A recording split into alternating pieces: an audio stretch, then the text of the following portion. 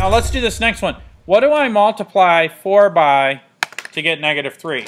Now this is an interesting one because it's going down, which means it's probably a fraction less than 1. So what I do is I take the second term, which is negative 3.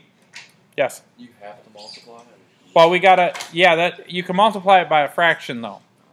So what I want to do to find out what the what it is I'm going to take the second term, which is negative 3 divided by 4. So if I say, let me clear this out.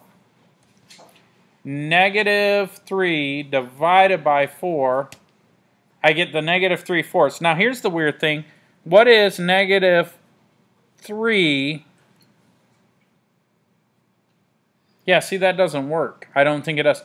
So what's negative 3 times, and I'm going to put it in parentheses, negative 3 divided by 4. What the heck? It's not 10.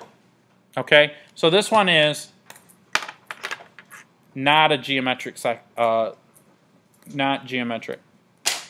sequence. Because there's no common ratio. To get from here to here, I multiplied by negative 3 over 4. And to get to 10, I'd have to multiply by like 4 over 3. So it just doesn't work. There isn't a common ratio.